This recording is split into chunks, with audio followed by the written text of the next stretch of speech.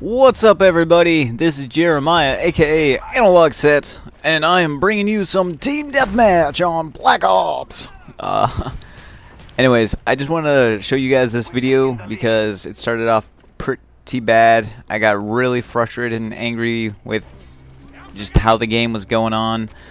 I was not a happy camper, so to say.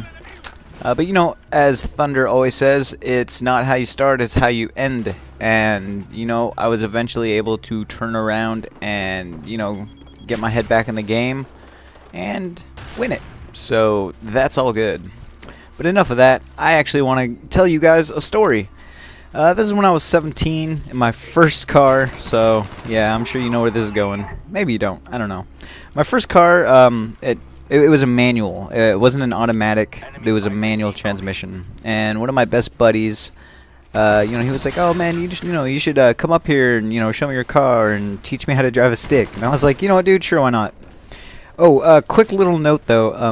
I don't know if this applies to all states, but at least where I live, if you're under 18 and you have a license, it's called an intermediate license.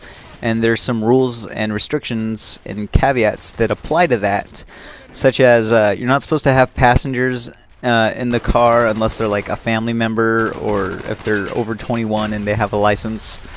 You're not supposed to drive past a certain time. You know, all this kind of stuff. But basically, at this point in time, I was, so to say, riding dirty. And I got caught riding dirty. But basically what happened is I was trying to show my friend how to drive manual transmission, trying to teach him. And he was failing horribly, as most people do when they are learning to drive a stick. You know, it's a lot different than driving a manual. It takes a lot of hand-eye and foot coordination and just kind of feeling out the car, feeling out the engine, the transmission, gear changes, all that kind of stuff. For those of you who drive manuals, I'm sure you know. For those of you who have tried, I'm sure you know exactly what I'm talking about.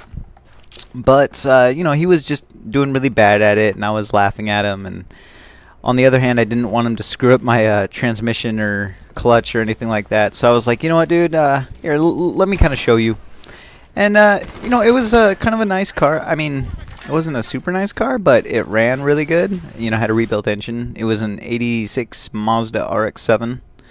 And I know what you're thinking, a 17-year-old with an RX-7 for his first car, what the hell? And yeah, most people say that, and it was awesome, totally awesome. But back to the story. So, you know, we switched seats, and I'm kind of showing him a little bit, and at this point, it is like 1:30, 2 in the morning. We're driving around an empty parking lot up north from where I live in a really bad, shitty city called Linwood.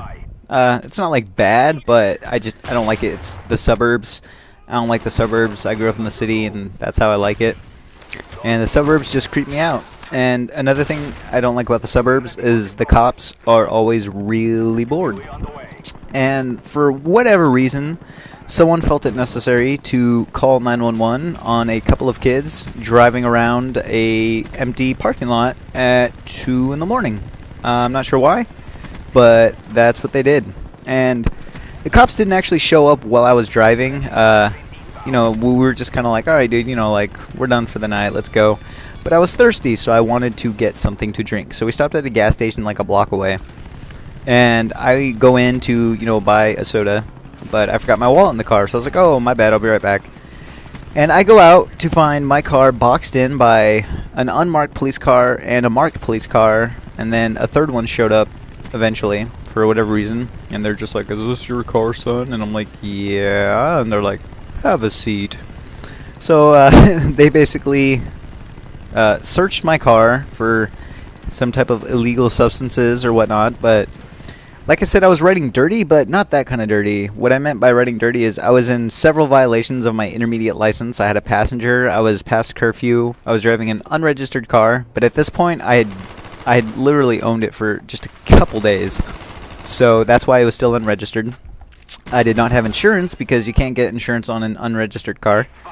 Yeah, I think that was the gist of it. Uninsured, unregistered, in violation of my intermediate license. And these guys were dicks. I mean, one of them, I remember he was just like, "So, "You been drinking? You been smoking tonight?" And I'm like, "No, I'm sober." And he's like, "Are you sure?"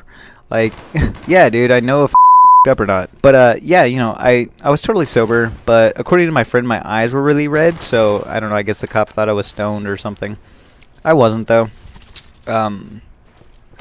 But my friend actually told me he heard one of the cops like, "Oh, let's arrest him," and you know, they actually didn't have enough to arrest me on, but they gave me a fat ticket. Holy crap! It was like $800 or $900 for all my infractions and violations, and that really sucked.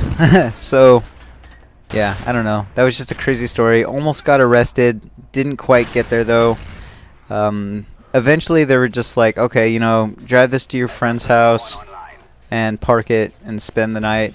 I, you know, dropped him off at home, and then I drove home myself, and that was the last time I let him drive my car like that.